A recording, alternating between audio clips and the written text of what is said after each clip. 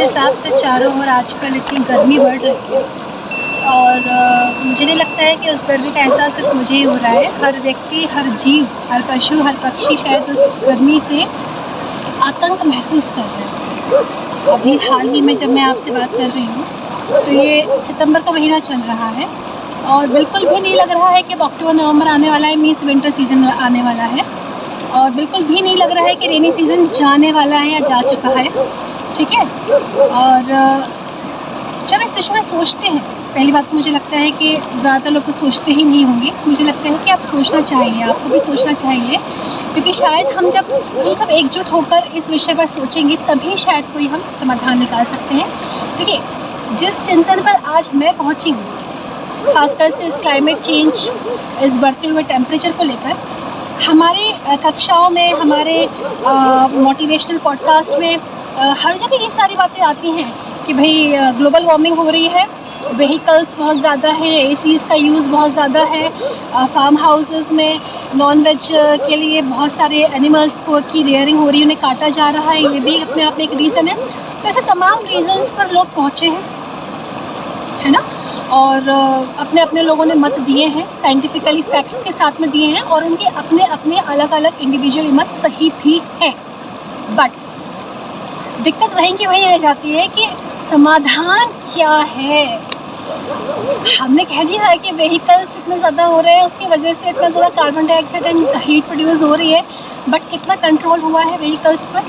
Okay, अगर कोई control करता भी है, कोशिश भी करता है, तो सिर्फ वही ना जो मिडिल या लोअर मिडिल क्लास फैमिली के हैं, या फिर बहुत ज़्यादा सेंसिबल है। तो सेंसिबल लोग बहुत कम हैं। एक संत जो होता है, संत हृदय नवनीत समाना, वो संत के अलावा मुझे नहीं लगता कि किसी को भी ऐसी फीलिंग्स आती हूँ कि मैं ऐसा क्या करूँ कि मेरी वजह से सृष्टि में, प्रकृति में, वायुमंडल में किसी प्रकार की कोई उठापटक इम्बैलेंस ना हो। सब बहुत चुनिंदा लोग है ना।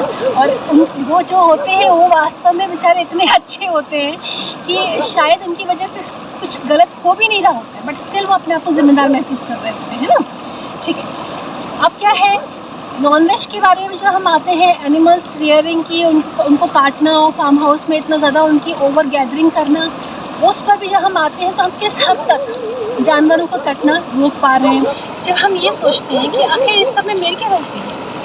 कई लोग ऐसे हैं, खासकर से मेरी तरह ऐसे भी होंगे, जो ना एसी यूज़ करते हैं, इवन ना कूलर यूज़ करते हैं, ठीक है, कम से कम गैजेट्स का इस्तेमाल करते हैं, कम से कम चीज़ों को कंज्यूम करते हैं जिससे कि हीट प्रोडक्शन कम हो, फ्रिजेस भी नहीं रखते, कुछ भी ऐसी चीज़ें नहीं रखते, व्हीकल्स का भी ज़्यादा इस्तेमाल नहीं करते। उसके बाद तो उनको लगता है कि भाई नॉनवेज तो खाते ही नहीं। फिर ऐसे लोग जो सेंसिबल लोग हैं, नॉनवेज का तो फिर कोई सवाल ही नहीं बनता है। तो फिर उन्हें ये लगता है, उन लोगों को बेचारों को बहुत ज़्यादा खुद को लेकर भी और उन तमाम लोगों को देख कर भी जो बेचारे बेवजह ही चक्की में घुन की तरह पिस रहे हैं, है ना।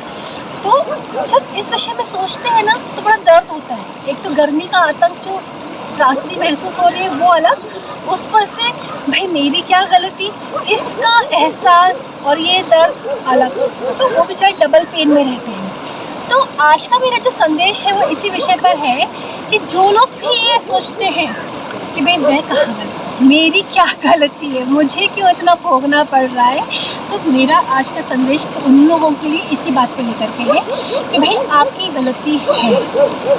देखिए, मैं आपको बहुत छोटा सा स्थूल सा एक लौकिक उदाहरण देती हूँ। उत्तर प्रदेश के मुख्यमंत्री योगी जी के बारे में सभी ने सुना है। I think India versus foreign सभी उनका नाम जानते हैं आज के डेट, ठीक है। मोदी, योगी सब जानते हैं, बट मैं मोदी जी के बारे में कोई बात नहीं कर रही हूँ। फिलहाल योगी जी का जो आजकल फंडा आजकल ट्रेंड में है, इसको लोग जो सो कॉल्ड बीजेपियंस या फिर सो कॉल्ड हिंदूज, मैं सो कॉल्ड क्यों कह रही हूँ उसके विषय में आपको बाद में बताऊँ। वो लोग काफ़ी सीना ठोक के बोलते हैं कि भाई हमारे योगी जी का जो जलवा है, भाई वो कहीं हमारे राज्य में कुछ गलती हो तो वो गलती एक बंदा करता है, बुलडोज़र पूरे घर पे चलाया जाता है, ठीक है।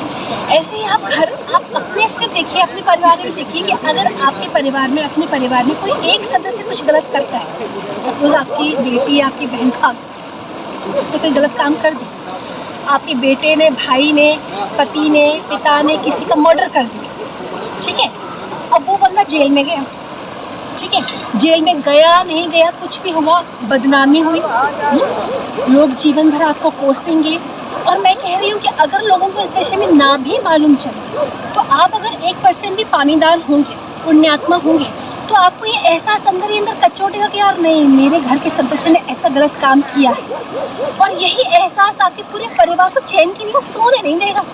होता है इसी तरह से समष्टि और व्यष्टि, ठीक है, हम सब इस समष्टि के अंग हैं।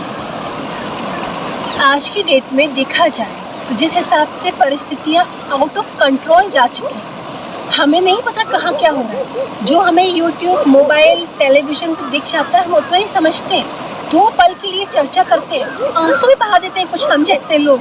इसके बाद में क्या, खाया पिया, मौज मस्ती करी, घर वालों से बात करी, गॉसिप करी और अपना आनंद में सो। भाई जिम्मेदारी है हमारी, आपकी सभी की जिम्मेदारी है। अगर आपके क्षेत्र में, आपके नगर में, आपके आस पड़ोस में कोई एक छोटे से पशु या पक्षी पर भी आपदा आ रही है, मैं पशु पक्षी की बात कर रही हूँ, तो फिर मनुष्य तो फिर बहुत करीब की बात है। मनुष्य के पास तो कोई आज आनी ही नहीं चाहिए, क्योंकि आप मनुष्य होने के नाते आपके मनुष्य समाज में किसी को तकलीफ झेलनी पड़ रही है और आप मौन हैं, आप मौन हैं, आप अपनी क्षमता के अनुसार उससे कोई सहयोग नहीं कर रहे हैं, तो फिर इस पूरे समष्टि में उन सभी तकलीफ़ों की वजह से जिस भी प्रकार की हलचलें उठेंगी, जिस भी प्रकार के वायुमंडल में फ़र्क आएगा, जहाँ भी अकाल आएगा, बाढ़ आएगी, सूखा होगा, गर्मी होगी, शीत होगी, कुछ आप बराबर के हिस्सेदार हैं उस सब भोगने की। क्यों? क्योंकि आपने कुछ गलत नहीं किया ना, लेकिन आपकी जिम्मेदारी ये नहीं है कि कहीं कुछ भी होता रहे और आप घोड़े बेचकर सोते। आप यहाँ गलत। एक समय था जब इस धरती पर आए थे तो आदि मानव या फिर वो वन मानुष बनकर जिस तरह की डार्विन्स की थ्योरी बनाई गई है सो कॉल्ड, वैसा कुछ नहीं था। हम बिल्कुल दिव्य अवतारी चेतना के रूप में इस धरती पर आए थे और उस समय हमें सब कुछ नजर आता था, दूर दृष्टि थी, दूर श्रवण की शक्ति थी, कहाँ क्या हो रहा है आपको सब कुछ दिखता था, नजर आता था, ठीक है। इवन राम राज्य जो था उस टाइम पर तो कभी कुछ गलत होता ही नहीं था, क्योंकि राम को सब कुछ नजर आ रहा है। राम की दृष्टि से कोई पत्ता बचा नहीं था। हम अपने आप को राम के वंशज बोलते हैं, हम उन्हीं के वंश के हैं।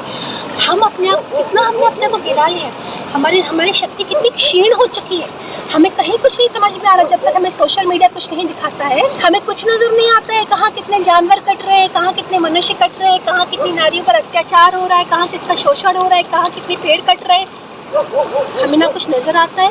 और हम इतने ढीठ हो गए हैं, इतने स्वार्थी हो गए हैं कि अगर कुछ नजर आ भी जाए तो हमें कोई फर्क नहीं पड़ता है।